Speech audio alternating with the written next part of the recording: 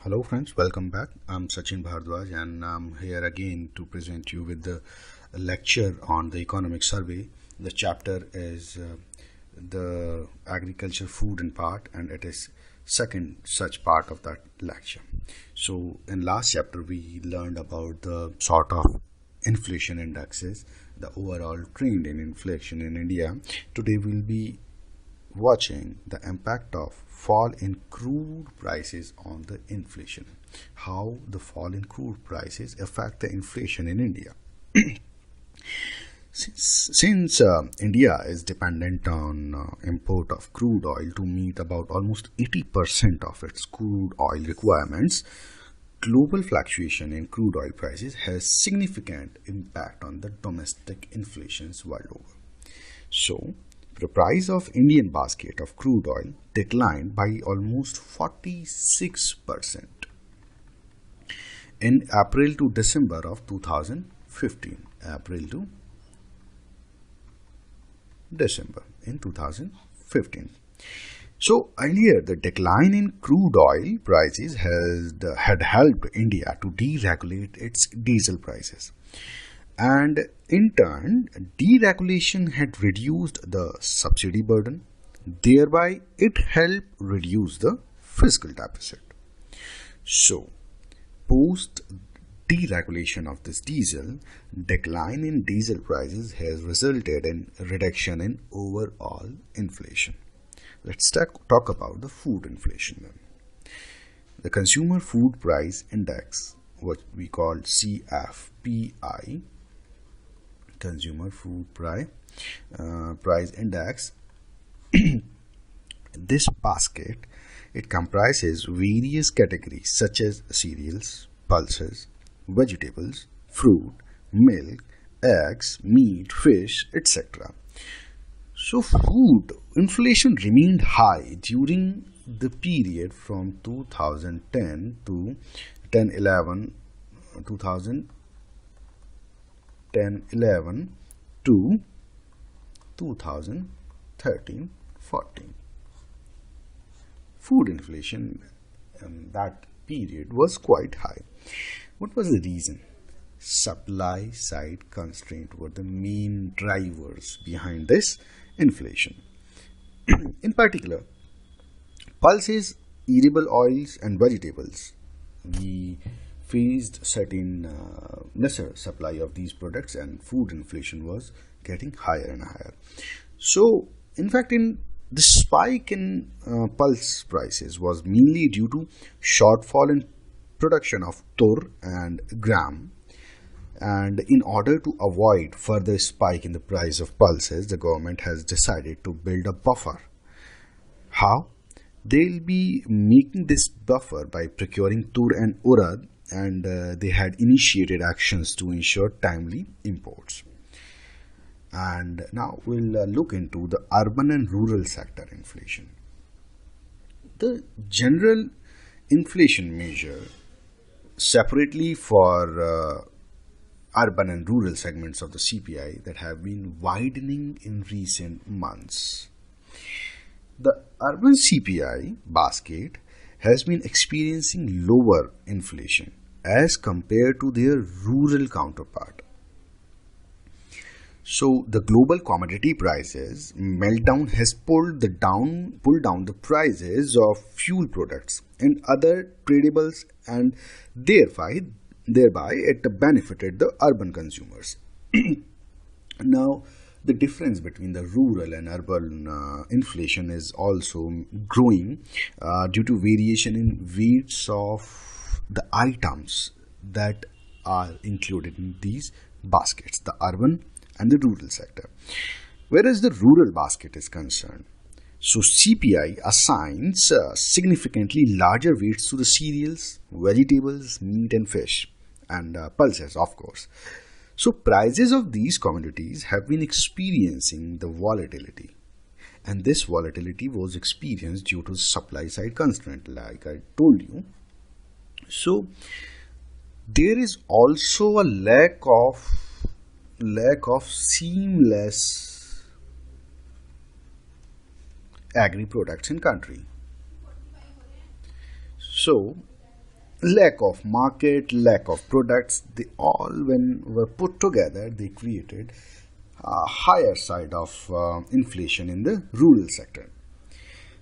So, apart from this, there is also increasing gap, a wedge between CPI and WPI. Let's understand that as well. The wedge between CPI and WPI based inflation during the current financial year has been significantly wide. Why? The WPI based inflation continues to be in negative zone. I told you in last lecture that it is almost around -3 now. So it is continuously is in negative zone for 14 months consecutively in a row from November 2014 to December 2015. And opposed to that, CPI based inflation that averaged about 4.8% during the same period, that is November 2014 to December 2015. What are the reasons for such differences? For reasons, we can say that WPI series mainly tracks the movement of producer and bulk transaction prices, and its weights are based on the value of output in different sectors of economy. The CPI basket, on the other hand, is based on the consumer expenditure estimates and tracks the inflation at retail level or the prices that consumers actually pays. So the base years for the two series are almost 8 years apart. दोनों के base year में भी 8 साल का फर्क है. And in fact the base year for WPI is even, इसको revise कर देना चाहिए. It is long overdue now. Apart from this, the difference in base year, the weight of total food items in WPI is 24.3% as compared to, देखिए WPI में हमारे जो food items हैं they constitutes only 24.3%. But for CPI, the same weightage goes for 45.9% in CPI series. So, weakness in the global commodity prices, in particular the crude oil prices, and so therefore during the last 1.5 years, that has been a cause of decline in WPI. Because WPI के ऊपर crude oil और बाकी चीज़ों का सीधा impact पड़ रहा है, बट कंज्यूमर प्राइस इंडेक्स पर, as we saw in our last lecture, वो सीधा अफेक्ट नहीं करता है. So tradeable commodities have 55% weight, and fuel and power products as almost about 15% in the basket of WPI.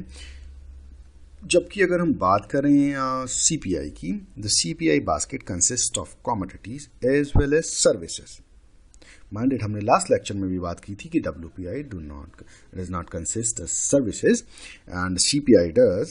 So जो services हैं like health and education which are not included in WPI, so their inflation is also included.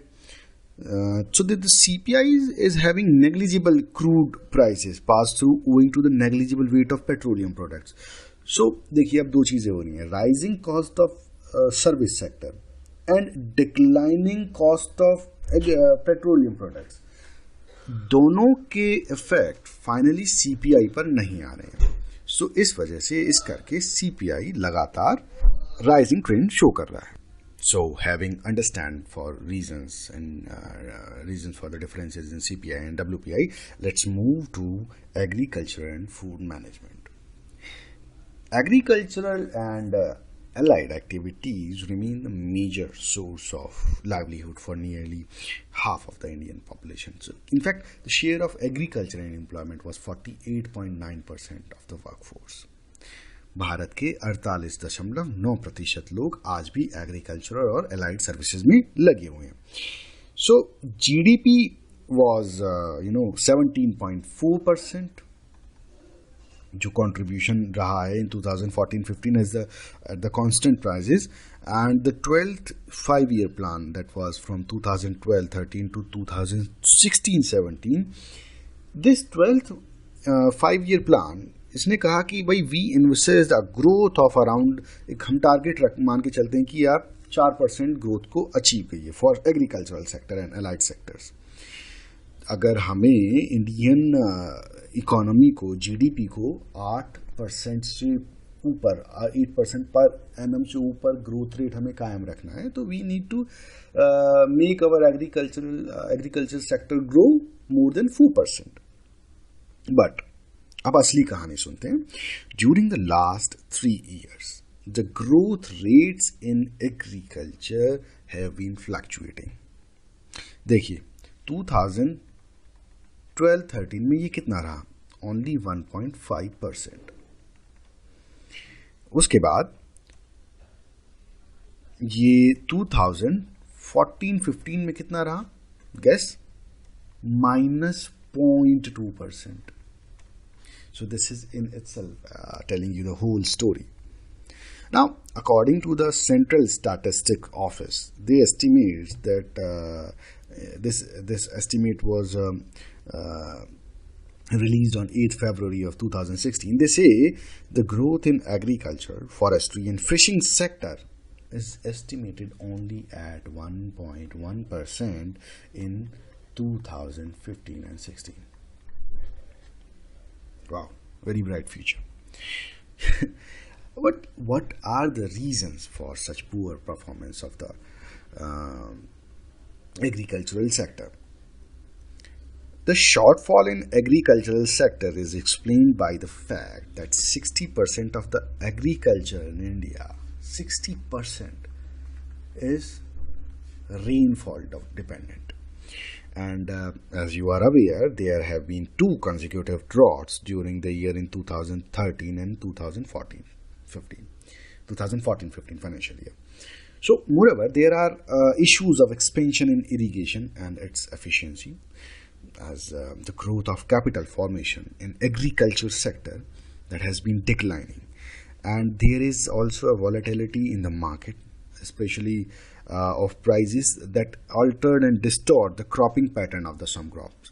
कि देखिए अब फिर wheat है या paddy है, they are getting more importance rather some other cereals and other things.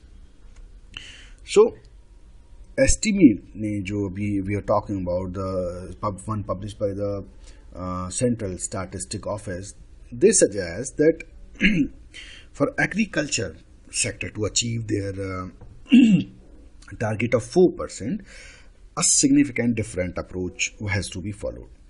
And given the low yields in agriculture and limited scope for the increasing acreage under cultivation, we cannot actually increase the land under farming due to the pressing needs of the population. So India has to enhance the productivity in agriculture, the existing acreage, the existing land we are having. How? By investing in key input. And what these key inputs we will discuss later on in this lecture. So we have to ensure food security for our ever-growing population. So this is it for this present lecture. In next lecture, we will be discussing that what are the pathways to increase productivity in agriculture, made irrigation or made the mechanization and warehousing or food chains. Till then, I thank you for being connected and stay in touch. Do visit our website www.decipher.is for more such lectures and videos. Till then, thank you and take good care of yourself. Bye-bye.